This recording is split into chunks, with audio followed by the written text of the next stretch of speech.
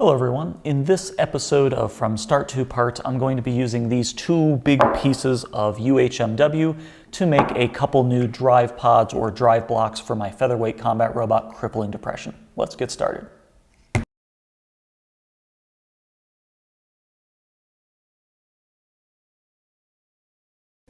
When I originally designed these drive pods, I designed them for what material was readily available from McMaster-Carr. Both of these pieces came from McMaster, and the width here is just slightly more than I need, so it should make the contouring really easy, and the height is exactly what I need for both of these. So if I just sandwich these two blocks together, that is the overall height that I need for the drive pod. So I don't really have to go and do a lot of facing or extra machining. I really just have to kind of do the contour and the pocketing on each side. So it's going to take two operations, basically a top operation and a bottom operation for each one of these pieces. And so what I'm going to try doing for this video is use just an old piece of wood for a fixture plate. Previously, if you watch any of my other videos, I had a fixture plate that I made out of aluminum that was used to make all of the pieces for Crippling Depression. Well, that fixture plate has been through quite a bit, and it sustained some damage just from the amount of machining, and I might have plunged a bit into it a couple different times. And it's also kind of a bit of a pain to set up on the mill for various reasons. So I'm going to try just making a new fixture plate out of this block of wood from Home Depot and see how that works. UHMW machines well, but it is very, it's plastic. It's kind of gummy and squishy a little bit. So as you get down to some of these finer features down here, no matter how much you hold it, it is going to kind of wiggle and move around, unless you kind of made some fixture or something like that to make it more rigid. But I'm not going to go that far because those dimensions aren't critical. I really only care about the center wheel mounting holes. So yeah, UHMW is a little bit interesting to machine like that because you can seemingly never hold on to it enough because of the kind of squishy characteristics of it. So let's start by cutting this blank down to size. A little fun fact about this video, I actually recorded this a really long time ago and kind of lost the footage.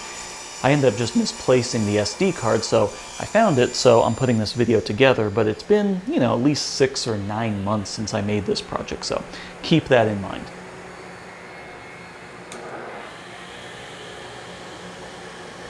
I'm cutting the UHMW just on the table saw. I found the table saw works really well for cutting down stock like this. Just, go relatively slow, and you're going to get a ton of strings from cutting it, but generally speaking, it cuts very cleanly just on a standard table saw with a standard saw blade.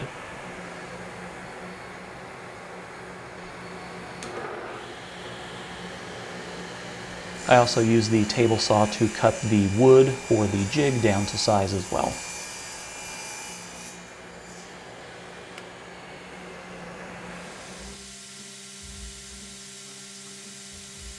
Now it's time to start making the jig. I just took the block of wood that I cut, mounted it on the vise, made sure it was in the middle of the travel of my machine. I didn't want to, go over travel on the edges or anything like that. And for the indexing, I'm just cutting kind of a square pocket or a square hole in the dead center of this block. This will be what I use to reference the X0 and Y0, so that when I remove the block or put it back, I can use this as the indication point.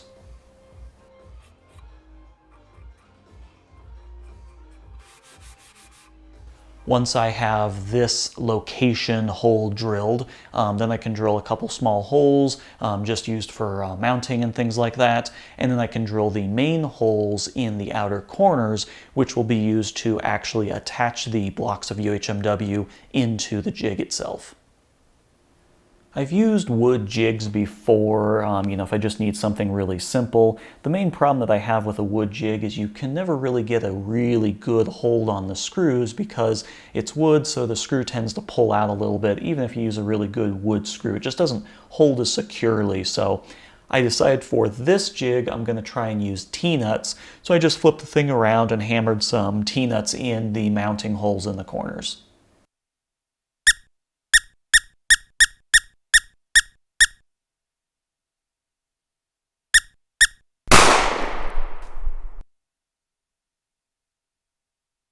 So now that the jig is done, it's time to mount each one of the UHMW blocks into the mill, find the center, and then drill the outer hole pattern on each one of these. This will allow us to clamp through the UHMW into the jig, and then we can do all the contours and everything like that. So it's really just a simple matter of finding the center of each block, drilling the hole pattern, swapping in with the other piece, rinsing, and repeating for all of the 4 pieces. So as I said earlier, I'm doing this narration probably actually 9 months to a year, I think, after I shot this footage, and it's kind of interesting to go back and critique yourself.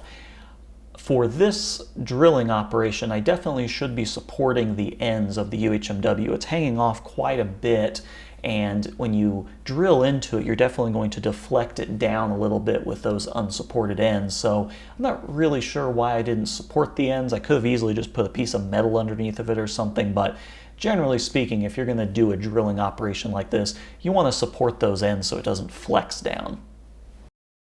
Okay, so all the UHMW is drilled, the jig is made, now we just need to mount the jig, indicate off the center, and mount the UHMW pieces, and we can finally start machining these things.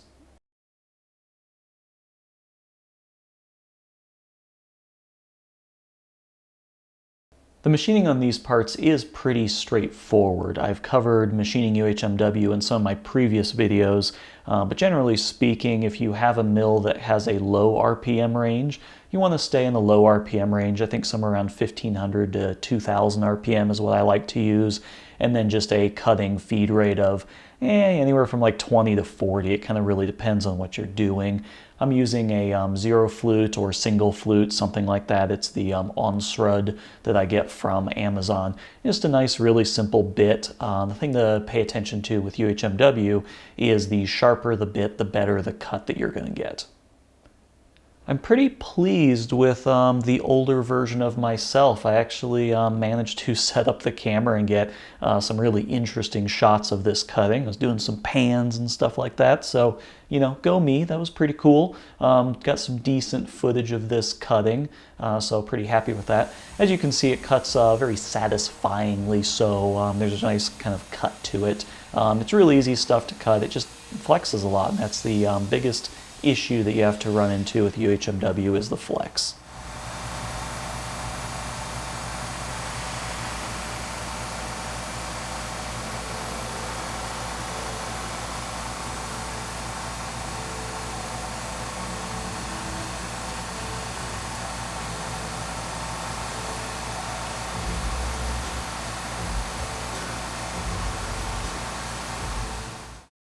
So moving right along, we have the inside half of these parts done. It's now time to do the outside. And as you can see, I'm using the alternate mounting holes because I need to remove material where the previous mounting holes were on the outside. So I'm going to keep using the O-flute bit and remove all the material around this outside of the part. I wasn't too happy with the floor surface finish that the O-flute bit gives because it kind of has a downward facing point. So unless you do a really tiny step over, it kind of leaves like a fuzzy surface. So I decided to break out the shear hog, which has kind of a flatter profile and is also a very sharp cutting edge. I decided to try that and see if I got a better finish, and it gives a much better floor finish. So I was pretty happy with that.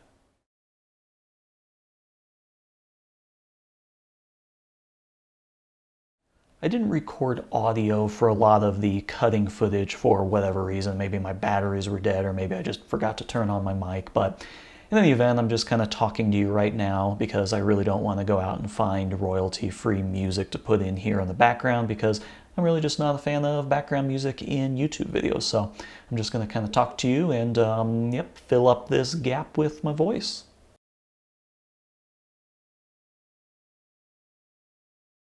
So at this point, the two outside parts are made. I need to now work on the larger inside pieces. The inside pieces are pretty much the same, in terms of the machining goes. I'm using the same jigs, same way of holding them, all of that. It's just that it's a little bit larger piece of stock, so yeah, there's a couple tricks that are a little bit different. But generally speaking, I'm holding it the same way. As you can see here, I'm working on, I guess this is kind of considered the outside. I'm just checking fit with the motor to make sure that the motor seats in there fine, and then I'm going to flip it over and do the bulk of the machining, which is on the inside of this piece. Once I got everything the way I liked it on the outside, it was just a matter of flipping the part around and then doing the other side. I used the zero flute or O flute bit to do the outside of the contour, just because of the length of it. The shear hog just wasn't really as long, so I'd have to do multiple passes. So I used that to do the outside contour. Then I switched over to the shear hog to do the bulk of the material removal on the inside. Because I need to remove so much material, the shear hog was a better bet for this, and just used it to get rid of the majority of the material.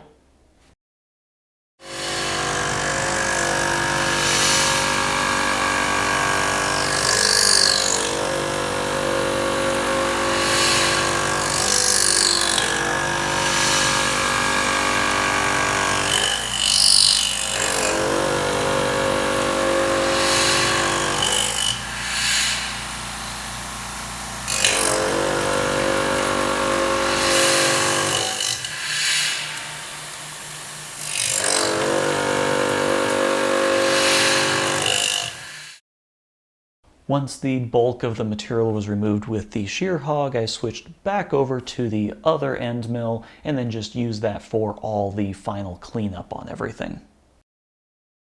At the time of making this part, I didn't really know how to make the cam extend past the part so that I wouldn't get these little fringes and fingers on the outside. It basically goes right up against the path that you're doing, but it won't really extend past. And I've since figured out how to fix that, but for this part, I just kind of ended up having to cut these little fringes or fingers off with a razor blade. So yeah, the more you know.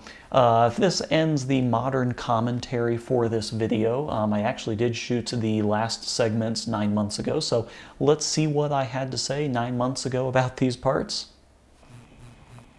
So here I have the two finished drive blocks. I've got one kind of put together with the shafts in it, and then I have the other two pieces for the other drive block, and then this is the old original version 1. So just kind of want to show a close-up of what the machining looks like and what everything looks like together. I'll start with this finished block here. I've got it mocked up with just the output drive shaft for the P60 gearbox that I'm using, and you can see it moves nice and freely, and the other shaft over here moves freely as well. So all that tells me is that these two halves are lined up nicely. There's no binding like this, and there's no issues that way. So that's really cool. And if we press these together, you can see there is almost no gap or no ridge in between those. So the two halves are lining up well. But if we do look on this side looks good. But if we go to the other side, there is a very obvious ridge here and a very obvious ridge there. Now, I'm not sure why it's only on the one side, not the other, but yeah, who knows. And if you do kind of look really close, you can see that these sides kind of come up a little bit. They kind of almost have a little bit of a drafting. And that is just the way that they're machined in the fixture like that. The UHMW is kind of moving with that outer contour. So not a big deal. The only thing I care about is that these holes are all in the right position. The dimensions are fine, and these two shafts move freely. All of those things are good. And also with this one, this fits down in the pocket nicely. There is no gap along here. So that's good. So everything is fine with this. If we look at these closely, you can see the close-up finish of the shear hog versus the O-flute bits. This has a little bit fuzzier, kind of ridged finish, and this is much cleaner. Still though, the winner is the Superfly. This is the finish that you get from the Superfly, and it looks really nice. And I could probably achieve a similar finish with the shear hog if I did a smaller step over, but it doesn't matter. And if we look at the version 2 versus the version 1, I mean, you can see this thing looks like it was just chewed out by a beaver. I mean, it is really rough, and this was kind of early machining for UHMW for me, and I learned a lot. Obviously this one's been in combat and it's kind of beat up, but you can see just that big step over in here versus a much smaller step over, and this one just looks a lot nicer. So yeah, overall, I'm happy with how the machining turned out. Dimensionally, the parts are fine. They will work for my purposes. I'm getting slightly better at machining UHMW. Maybe one of these days I'm going to get really good at it, but for right now, this works for what I'm doing. As always, thanks for watching. Check out the description below for a link to my Facebook page. There's also a link to Amazon. If you want to go ahead and shop on Amazon to help support my channel, you can do that. You also don't have to. You can just disregard that as well. As always, thanks for watching, and see you next time.